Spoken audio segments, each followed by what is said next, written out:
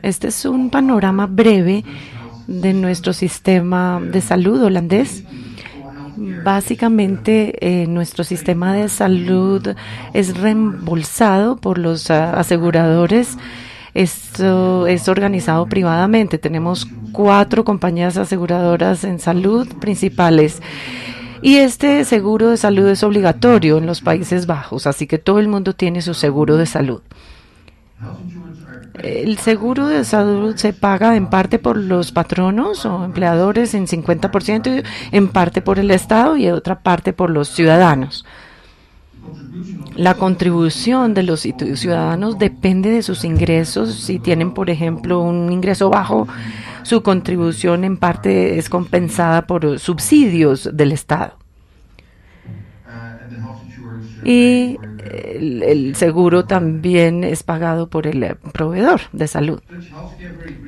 Brevemente, este sistema de salud en Países Bajos, tenemos bastantes gastos en sistema de salud, más o menos 95 miles de millones de euros, que es como 10 millones de dólares americanos. Para el sistema de salud, esto equivale a 5.630 euros per cápita, que más o menos equivale a 6.500 dólares por cápita.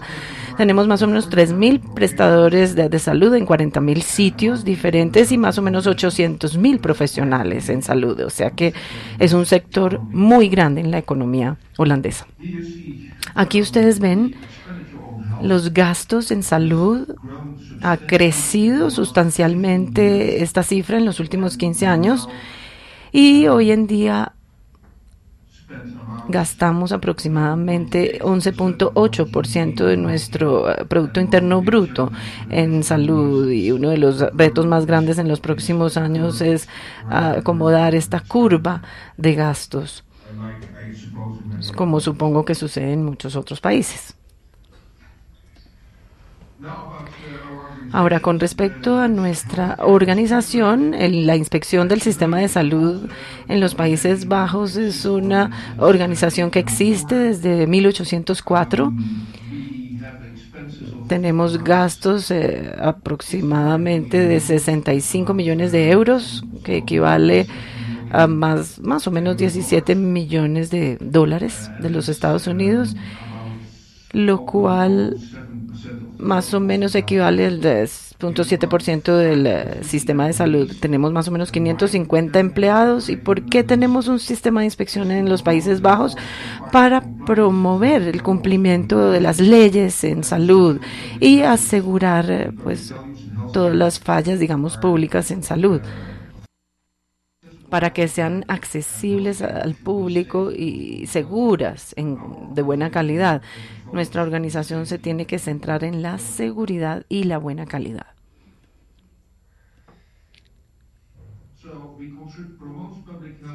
Promovemos la salud pública promoviendo los productos. Tenemos un amplio rango de actividades. Y si piensan que esa calidad en la salud se brinda, pues podemos aplicar diferentes medidas de cumplimiento, como por ejemplo asesoría, podemos aplicar medidas correctivas, pidemos por ejemplo que se mejore un plan, podemos inclusive adoptar medidas disciplinarias, como por ejemplo hacer público el nombre de un hospital que no brinde o preste servicios eficientes, o medidas administrativas si creemos que es peligroso para un paciente asistir a uno de estos lugares. Podemos inclusive también iniciar acciones penales contra este tipo de instituciones. Ahora, con respecto a la supervisión basada en riesgos y el enfoque en riesgos, esto significa que queremos no solo enfocarnos en una calidad mínima. Por ejemplo, si sucede un evento grave, queremos ser proactivos, identificando los riesgos antes de que algo grave pues pueda suceder y ese riesgo se materialice. Esto todo está de acuerdo con el rol legal de la inspección en el sistema de salud. Desde luego nos centramos en la seguridad, en los proveedores de salud, los profesionales y las cadenas de atención con riesgos en salud. El sistema debe ser basado en datos y experticia.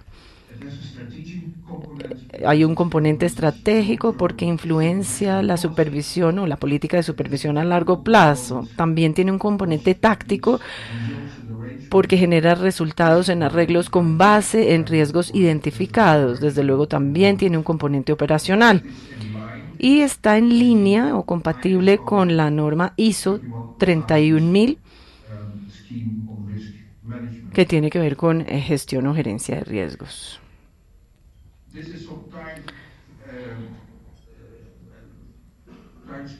Este es como el cronograma que nos muestra primero cuando comienza el enfoque es en la calidad mínima, haciendo una transición a la larga para enfocarse en los riesgos en salud. Primero fue basado en los datos, pero más y más después, digamos, adoptó más y más este enfoque de basarse en datos. ¿Cuál es el enfoque? Primero, desde luego, desarrollar una visión y una estrategia en supervisión basada en información. Luego, definir la información necesaria, toda esta información que se requiere. Es todo un esfuerzo. Luego, recolectar datos, que puede resultar también una tarea difícil, especialmente en lo que tiene que ver con conectar e integrarse a las fuentes de datos. También el enriquecimiento de los datos es todo un proceso difícil también. Luego traducir los datos para convertirlos en información útil para ese proceso de supervisión. Luego transformar esa información en conocimiento. Luego organizar el proceso de la supervisión para luego implementarlo, para supervisar, digamos, todas estas entidades prestadoras de salud. Y al final, desde luego, pues hay que evaluar si tiene algún valor. Hacer este monitoreo es un esquema que es, este es un esquema que como que resume todo el proceso. En los últimos años se centra básicamente en los datos y en la información y estamos en el proceso de ajustar y pulir todos los arreglos necesarios para este tipo de supervisión. Utilizamos o extraemos los datos de fuentes externas e internas y usamos datos no estructurados, es decir, tenemos que combinar y conectar estos datos usando reglas de negocios, lo cual resulta en una bodega de datos, un data warehouse. Hay muchos datos, desde luego, entonces uno tiene que hacerlos, volverlos presentables y factibles para que los inspectores puedan utilizar la información, y lo hacemos usando dashboards o paneles. Este es el ejemplo de los dashboards que estamos utilizando. Están en holandés, pero los puedo explicar un poco. A la izquierda, hacia arriba, vemos el puntaje de calificación global de riesgo para un hospital. Es una combinación de todos los factores de riesgo y riesgos globales. Vemos una indicación de cuál es el riesgo, por ejemplo, de prestar ese tipo de cuidado en salud en un hospital. También hace posible asignar prioridades a las visitas del inspector para que vaya, digamos, a hospitales o a los proveedores de salud. Es una combinación de datos que vienen de reportes serios de incidentes, y ellos están obligados por ley a reportar incidentes severos a los inspectores para que podamos ver cuántos reportes recibimos de un hospital en particular. Desde luego hacemos visitas con anterioridad o con antelación, entonces tenemos toda la información, el input, tenemos también reportes para los proveedores a largo plazo, tenemos indicadores de calidad y seguridad que los hospitales o los proveedores nos brindan, tenemos también la información corporativa, toda la parte de riesgos con base en las reglas de negocios, por ejemplo, que tienen que ver con la situación financiera o que tienen que ver con lo que está pasando con los riesgos del personal, etcétera. Y esto se combina en un puntaje global en este dashboard, como lo pueden ver aquí. Tratamos de hacerlo a través del ciclo PDCA. A pesar de que empezamos a pensar en este sistema desde el 2010, hoy ya está listo para aplicarse en casi todos los sectores. Muchos básicamente ya lo aplican en los hospitales y estamos en el proceso de alinear el análisis de riesgos y las inspecciones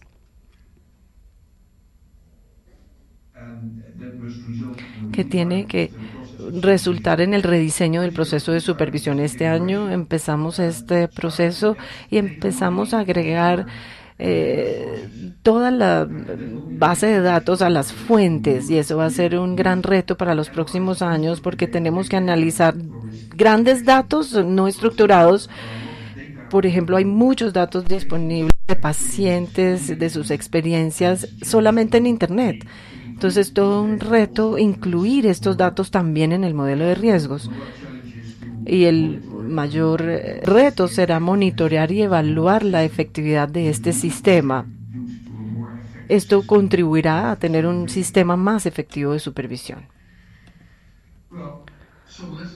Algunas lecciones aprendidas. El desarrollo del sistema es realmente una tarea multidisciplinaria. Por lo tanto, no es un proceso o un proyecto TIC. Todo tiene que hacerse en colaboración cercana con los inspectores, analistas científicos de datos, los hospitales y especialistas en TIC.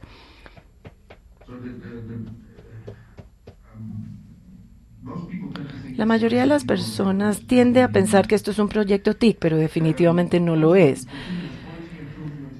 El mejoramiento continuo de la calidad es necesario y solo se puede mejorar evaluando sistemáticamente todos los componentes involucrados, como la recolección de datos, vinculación de fuentes, etcétera. Hay que ser pacientes, es una lección importante aprendida, no hay que esperar milagros de la noche a la mañana. El sistema pues tomará tiempo para poder predecir los riesgos relevantes e importantes, especialmente porque la calidad de los datos o la información al inicio suele ser un problema. Pero se pueden buscar triunfos rápidos y alertas tempranas. Aprendimos que la información corporativa como la financiera es relativamente fácil de recoger o recolectar en los Países Bajos para los prestadores de salud. Esta información es confiable y aparenta tener un alto valor predictivo en casos de atención de baja calidad o riesgos. Entonces, si hay problemas financieros en un hospital, uno puede esperar también problemas de calidad en la prestación del servicio de salud. Esto aplica a todos los aspectos de información corporativa. Entonces, esos son triunfos fáciles y rápidos. Para concluir, algunos desafíos para el futuro son, como les decía, ¿cómo podemos hacer mejor uso de estos big data o grandes datos no estructurados y la supervisión?